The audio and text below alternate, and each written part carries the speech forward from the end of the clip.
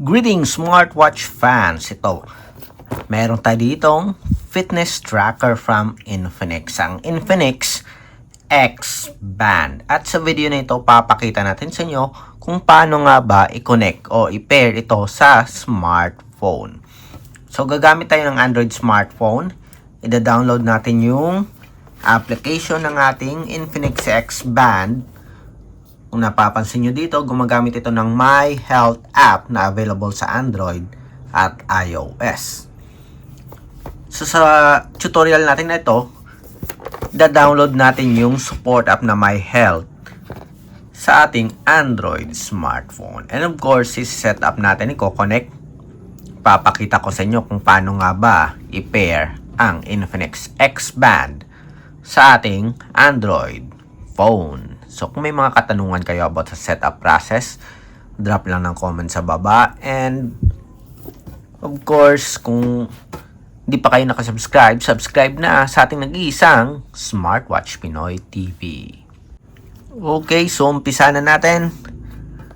Wala nang paligoy-ligoy pa. Ko-connect na natin ang ating Infinix X Band sa My Health app. So, yung smart band natin or smartwatch ay gumagamit ng My Health application. So, titingnan natin. So, may QR code dito. Pero, tingnan natin isa-scan. Direct na kagad tayo sa Google Play Store. Search na lang natin. So, pamilyar rin naman tayo sa app na to. My Health app. Yun.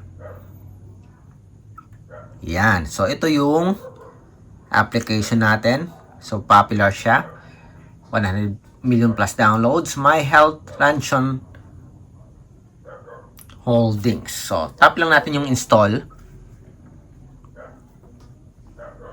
Hintay lang natin na makomplete yung download. So, 87.41 MB. So, mabilis lang, ano? Very lightweight lang yung application natin. Less than 100 MB. For Android.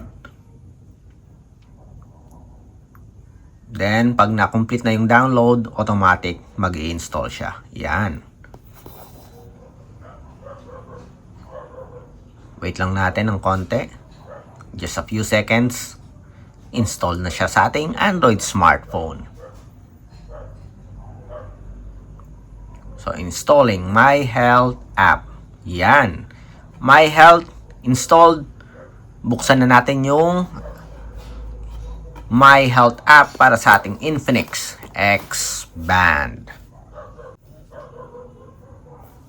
Okay, so open natin yung app. Yan. Tingnan natin. Welcome. Meron bang registration? So ito, user agreement at privacy policy. Agree lang tayo. Then, okay. So, hindi na natin isa-set up yung sa workout data. Yung goal natin ngayon is kung paano i-connect. Okay, skip lang natin. Then, complete your profile.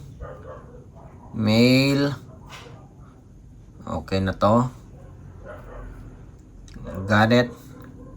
Then, allow lang natin yung physical activity. Notifications. Ito mga permission natin. Tap sa device. Then, add. Okay, so kailangan natin mag-login, mag-register. Okay, tingnan natin kung makapag-register tayo. So, log in to My Health with My Health ID. So, need natin ng email address. And of course, kailangan i-input natin yung CAPTCHA na to. D42. Okay, lalagay ko lang yung email ko. Then, titingnan natin kung successfully registered tayo.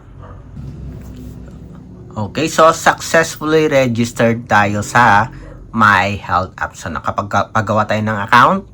Naka-receive tayo ng one-time password or code para sa ating account. So, ito, meron tayong permission ulit. So, need to para makakonect tayo sa ating smartwatch or smart band. Okay, while using the app, i-allow lang natin yung My Health for nearby devices. Yun. So, looking for the Infinix X Band. Yan, nakita ka agad. Okay, para ma-pair, tap nyo lang.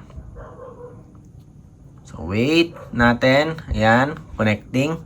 Tingnan natin kung meron ditong notification na kailangan nating i-pair. Yan, ito yung hinihintay natin. Confirm. And paired tayo successfully. Ito, may percentage tayo ng battery natin, 37%. So, connected tayo successfully sa ating fitness tracker. Okay. Okay, papakita ko sa inyo na connected tayo.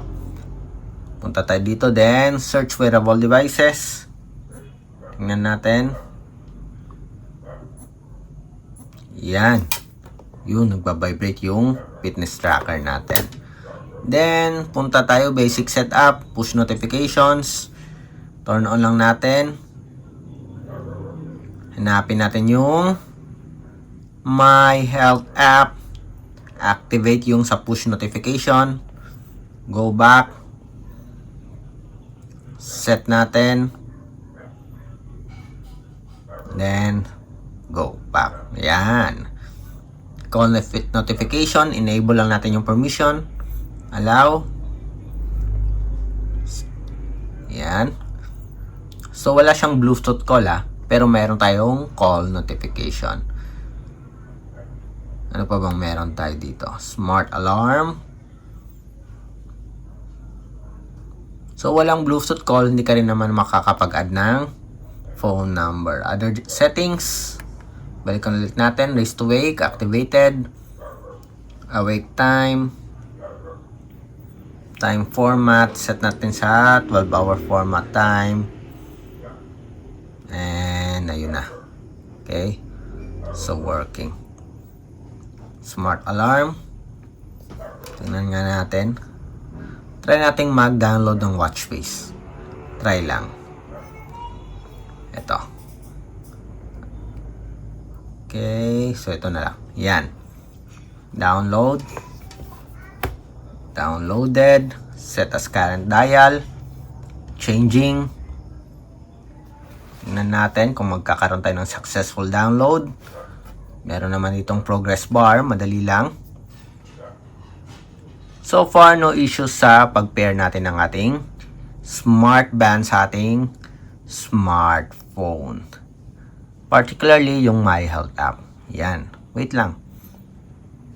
Yun. Kuwang-kuwa. And very easy to set up. Very easy to download. Okay? So kung may katanungan kayo about sa pag-set up ng Infinix X Band sa ating Android smartphone, drop lang ng comment. And of course, support pa rin sa channel natin ang nag-iisang Smartwatch Pinoy TV. Bye!